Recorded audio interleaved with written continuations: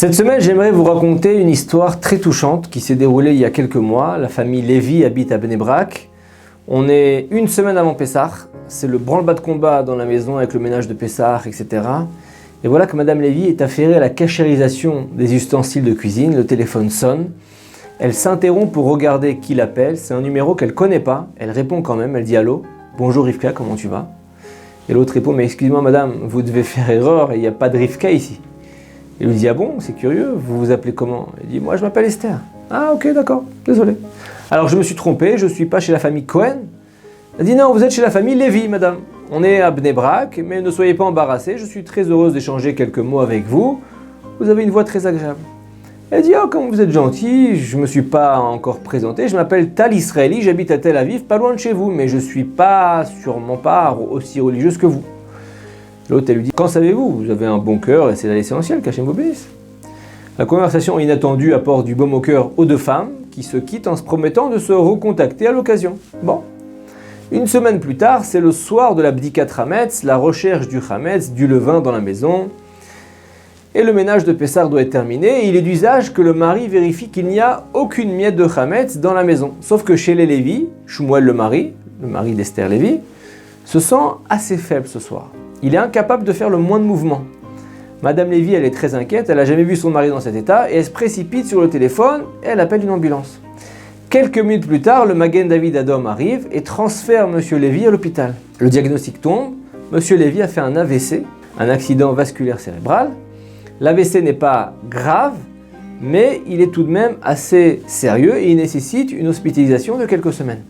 Le couple est très triste, Madame Lévi comprend que son mari va être hospitalisé pour Pessah, pour le Seder, et qu'elle devra le faire sans lui.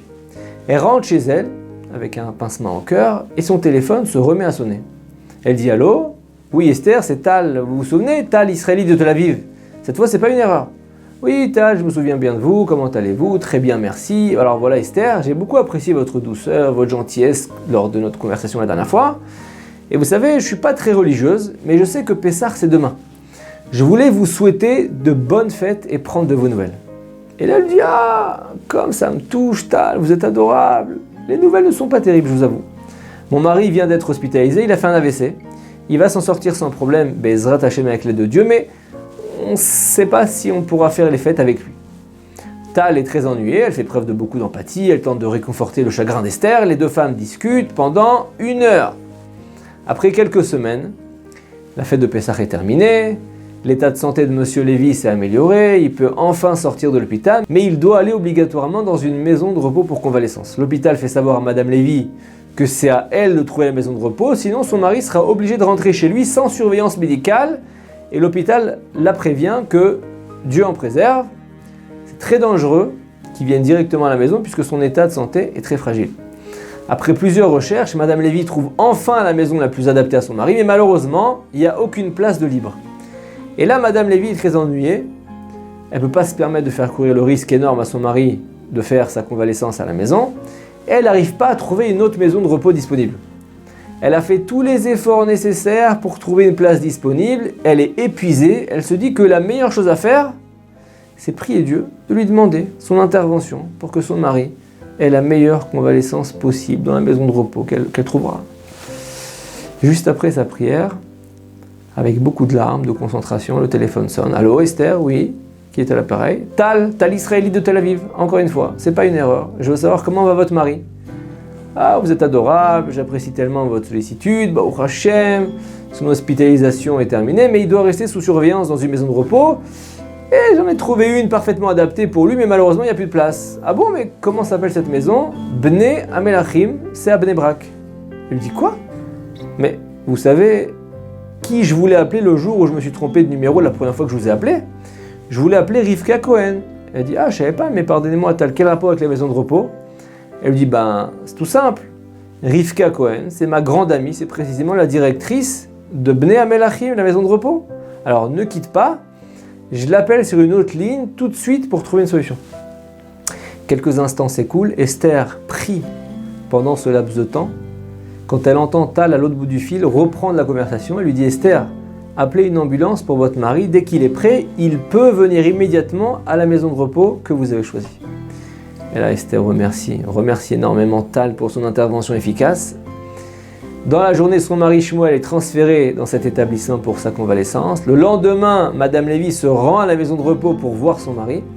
Son téléphone portable sonne à nouveau, c'est encore Tal. Elle lui dit « Comment va ton mari? Comment vas-tu? Je suis en ce moment à la maison de repos à côté de mon ami Rivka Cohen. » Elle lui dit « C'est vrai, mais moi aussi j'y suis, dans la chambre de mon mari. » Alors on va enfin avoir l'occasion de se parler face à face, pas seulement au téléphone. Esther s'excuse auprès de son mari, elle se dirige rapidement vers le bureau de la directrice et elle voit Tal. Les deux femmes s'enlacent chaleureusement, elles font connaissance, elles sont ravies de se rencontrer.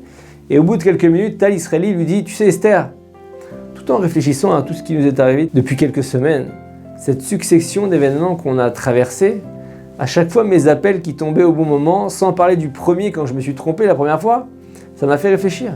Et j'ai compris une chose. En mikre baolam, il n'y a aucun hasard dans ce monde, il y a un Dieu sur terre. Et ça éveille en moi l'envie de faire un pas vers la Torah. Tu sais par quoi je pourrais commencer, si je veux commencer dans la Torah? Aujourd'hui, je fais rien du tout. Elle lui dit, tu sais, c'est tellement beau et vrai ce que tu dis. Tal, regarde, pourquoi le vendredi soir, tu allumerais pas les bougies de Shabbat? Elle lui dit, d'accord, c'est une bonne idée, ça me rappellera ma grand-mère. Et cette histoire, en réalité, que je vous raconte là, est toute fraîche. Et des échos que j'en ai eus, Tal continue à prendre sur elle de nouvelles mitzvot, de nouveaux commandements divins pour se rapprocher d'Hachem. Et là maintenant, on est en Elul, le mois de la tchouva, le mois du repentir. Et il est très probable que nous entendions bientôt que Tal Israeli a fait une tchouva, un repentir total avec l'aide d'Hachem. Ce qu'on peut apprendre de cette histoire, c'est que quand la paix et l'amour règnent entre nous, le terrain est fertile pour des interventions divines. La famille Lévi a été énormément soulagée dans les difficultés qu'elle a traversées, d'un côté, et Tal Israeli a eu le mérite d'enclencher un processus de tchouva, de retour au judaïsme, seulement parce que, malgré qu'il se soit contacté la première fois d'une manière complètement hasardeuse, finalement, cette première conversation s'est bien passée. Et c'est pas que l'un des deux a brusquement arrêté la conversation, comme c'est souvent le cas quand on se trompe de numéro de téléphone. Shabbat Shalom.